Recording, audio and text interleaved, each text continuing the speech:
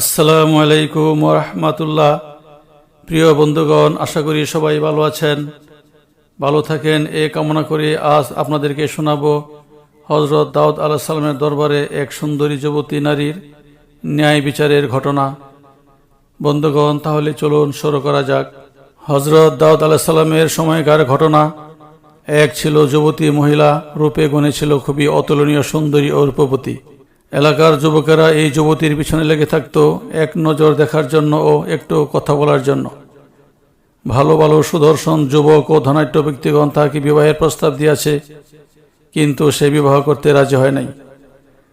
পাড়ার কিছু উচ্ছৃঙ্খল যুবক তাহাকে প্রায়ই উত্ত্যক্ত করত এবং অশালীন কথা ও বাজে ইঙ্গিত করত। ফলে যুবতী মেয়েটি অতিষ্ঠ হয়ে কাজীর দরবারে দুষ্ট যুবকগুলোর নামে সুষ্ঠু বিচার প্রার্থনা করল।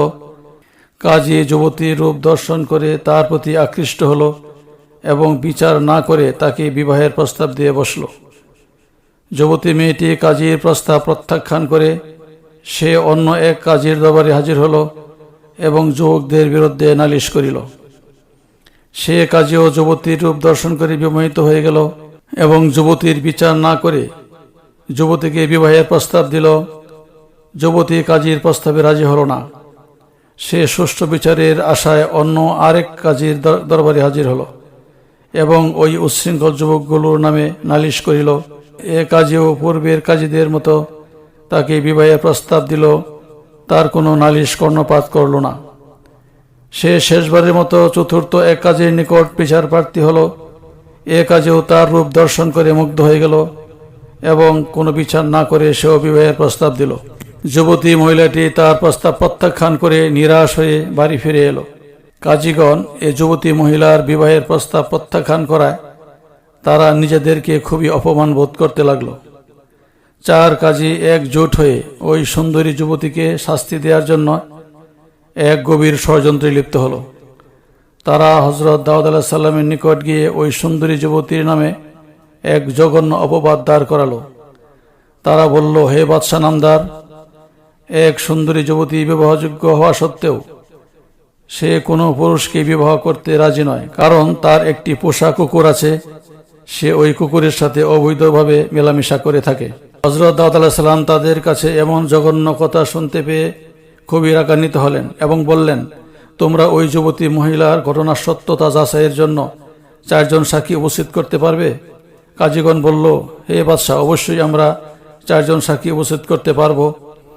দাউদ আলাইহিস সালাম বললেন, যদি ঘটনা সত্য হয় তবে সাক্ষী হাজির করো, আমি ওই যুবতীর যথোপযুক্ত শাস্তি প্রদান করব। কাজীগণ অর্থ সম্পদের প্রলোভনের ফাঁদে ফেলে 4 জন অর্থলোভী ও মিথ্যাবাদী লোককে ওই যুবতীর বিরুদ্ধে হযরত দাউদ আলাইহিস সালামের সম্মুখে হাজির করলেন। হযরত দাউদ আলাইহিস সালাম তাদেরকে জিজ্ঞাসা করলেন, এ যুবতীর বিরুদ্ধে কুকুরের সাথে যে অপকর্মের কথা শুনতে পেলাম তা কি তোমরা স্বচক্ষে দেখেছ? তারা এক বাক্যে উত্তর দিল, হ্যাঁ, আমরা সবাই এ যুবতীর জঘন্য অপকর্ম স্বচক্ষে দেখেছি। হযরত দাউদ আলাইহিস সালাম সাক্ষ্য গ্রহণের পর বললেন, এ দুশ্চরিত্রা যুবতীকে বুক পরিমাণ গর্ত করে পুঁতে তাকে প্রস্তর নিক্ষেপ করে হত্যা করো। হযরত দাউদ আলাইহিস সালাম বিচারের রায় প্রদান করার পর দুষ্ট 4 সাক্ষী খুবই খুশি হলো।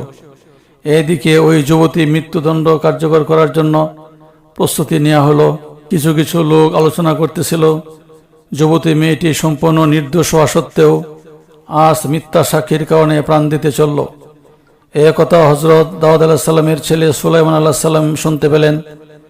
তিনি মনে মনে ভাবতে লাগলেন, যুবতী মেয়েটি যদি সত্যিকার অপরাধী না হয় তবে তার প্রতি জুলুম করা হবে এবং পরকালে আল্লাহর দরবারে কৈফিয়ত দিতে হবে। তিনি ভাবলেন, সাক্ষীদের কথাগুলো আরও যাচাই বাছাই করা দরকার। হযরত সুলাইমান আলাইহিস সালাম তার পিতা হযরত দাউদ আলাইহিস সালামকে বললেন, 2 দিনের জন্য এ রায় স্থগিত করার হোক। হযরত দাউদ আলাইহিস সালাম পুত্র সুলাইমান আলাইহিস সালামের কথায় রায় স্থগিত করার ঘোষণা দিলেন, কারণ দাউদ আলাইহিস সালাম জানতেন পুত্র সুলাইমান আলাইহিস সালাম খুবই বুদ্ধিমান এবং বিচক্ষণতার অধিকারী। হযরত দাউদ আলাইহিস সালাম 4 জন সাক্ষীদের তলব করলেন এবং প্রত্যেকেই আলাদা আলাদা রুমে আবদ্ধ করে রাখলেন। কারো সাথে কারো সাক্ষাৎ করতে দিলেন না। এবার হযরত সুলাইমান আলাইহিস সালাম একজন একজন করে ডাকলেন এবং জিজ্ঞাসা করলেন, যুবতী মেয়েটি কুকুরের সাথে যে অপকর্ম করেছে সে কুকুরটির গায়ের রং কেমন ছিল? এভাবে চারজন সাক্ষীকে ডেকে আলাদা করে তাদেরকে একই প্রশ্ন করা হলো।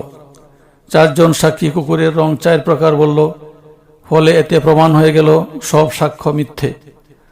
হযরত সুলাইমান আলাইহিস সালাম পিতা দাউদ আলাইহিস সালামকে সব ঘটনা খুলে বললেন। সাক্ষীদের একত্র হাজির করে সত্য কথা বলার জন্য চাপ দিল। ফলে চারজন সাক্ষী সবাই সত্য কথা বলে দিল। তারা বলল, আমরা গরিব মানুষ, তাই অর্থের লোভে পড়ে মিথ্যা সাক্ষ্য দিয়েছি। এবার চারজন কাজীকে ডেকে আনা হলো। যুবতী মেয়েকেও হাজির করা হলো। এবার মেয়েটিকে প্রশ্ন করা হলো, এই ব্যাপারে তোমার কি জানা আছে বলো। যুবতী মেয়েটি বলল, হে বাদশাহ, আমার সাথে কিছু উচ্ছৃঙ্খল যুবক খারাপ আচরণ করে, ফলে আমি প্রত্যেক কাজের দরবারে বিচার প্রার্থী হই, কিন্তু কেউই আমার নালিশ গ্রহণ করে নাই, বরং সবাই আমাকে বিবাহের প্রস্তাব দেয়। সবার প্রস্তাবে আমি প্রত্যাখ্যান করি। ফলে আমার উপর প্রতিশোধ নেয়ার জন্য ওরা চারজন মিলে আমার উপর জঘন্যতম মিথ্যা অপবাদ দেয় এবং অর্থের বিনিময়ে সাক্ষ্য জোগাড় করে। হযরত দাউদ আলাইহিস সালাম ওদের ষড়যন্ত্রের কথা প্রকাশ পাওয়ায় চারজন কাজী ও চারজন সাক্ষীকে বুক পরিমাণ গর্ত করে পুঁতে পাথর মেরে নিক্ষেপ করার জন্য আদেশ করেন।